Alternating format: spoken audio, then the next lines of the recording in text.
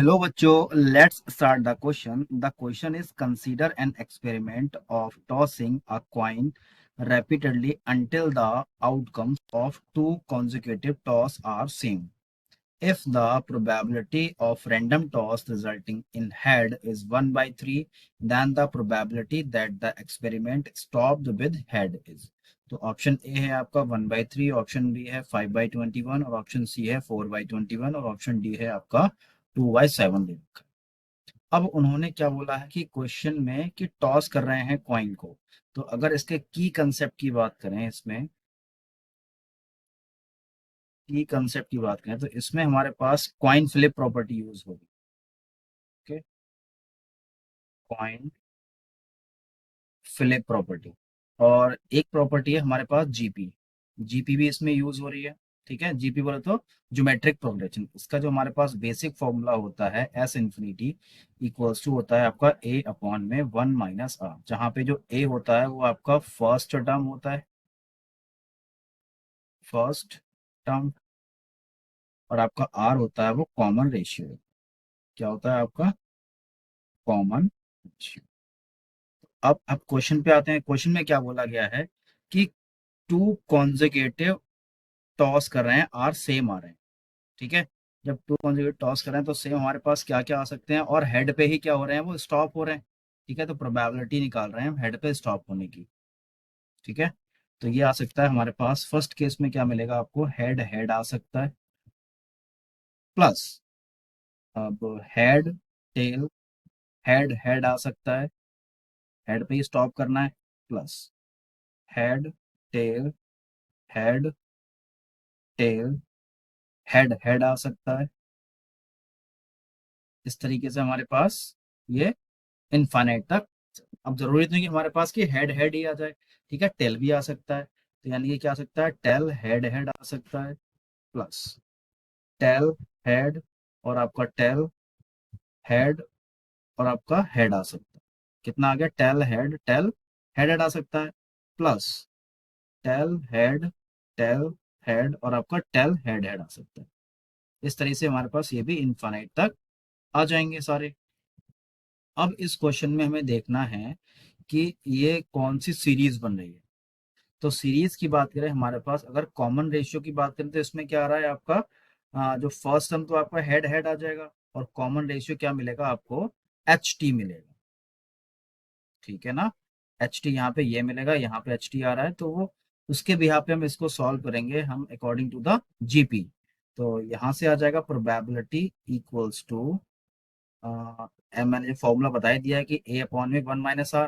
तो ये आ जाएगा आपका हेड हेड अपॉन में क्या मिलेगा, 1 - हेड और टेल मिलेगा.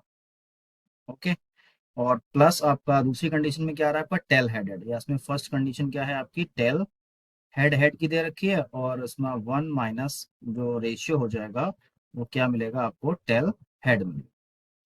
अब देखो, मुझे सारी ये तो मैंने निकाल ली, बट मुझे प्रोबेबिलिटी अभी नहीं पता. उन्होंने बोला कि random toss resulting in the head is 1/3. ठीक है, तो यहाँ पे जो हेड की प्रोबेबिलिटी है, यानी कि उन्होंने बोला है कि प्रोबेबिलिटी ऑफ हेड क्या है आपका, 1/3 है. ओके, और प्रोबेबिलिटी ऑफ टेल की निकालूंगा तो मतलब दोनों का जो सम होता है कि probability of head plus probability of tail equals to 1. इसको मैं की कंसेप्ट बना सकता हूँ यहाँ पे, यानी कि जो प्रोबेबिलिटी ऑफ हेड हो सकता है प्लस प्रोबेबिलिटी ऑफ टेल, इसका जो सम होता है वो 1 के इक्वल होता है. तो प्रोबेबिलिटी ऑफ हेड गिवन में दे रखी है, तो यहाँ से मैं टेल की निकाल सकता हूँ. तो यहाँ से मुझे क्या मिल जाएगी, प्रोबेबिलिटी ऑफ टेल की जो प्रोबेबिलिटी है वो आ जाएगी आपकी 1 - 1/3. तो ये हो जाएगा आपका 2/3 हो जाएगा. अब मैं यहाँ से प्रोबेबिलिटी निकालता हूँ. हमारे पास क्या दे रखा था, head head upon 1 - H T. तो हेड की प्रोबेबिलिटी कितनी थी, 1/3, और इनटू में आपका 1/3, और अपॉन में क्या हो जाएगा, 1 - एच टी था. तो एच की प्रोबेबिलिटी कितनी है आपकी, 1/3, और टेल की प्रोबेबिलिटी है आपकी 2/3 हो जाएगा. तो इतना समझ में आ गया होगा. अब बोला गया है प्लस क्वेश्चन में कि ऊपर क्या है आपका, टेल हेड हेड है. तो टेल की प्रोबेबिलिटी कितनी है, 2/3, और हेड की प्रोबेबिलिटी आपकी 1/3, और ये प्रोबेबिलिटी आपकी 1/3. ये मैंने जीपी को सॉल्व किया हुआ है.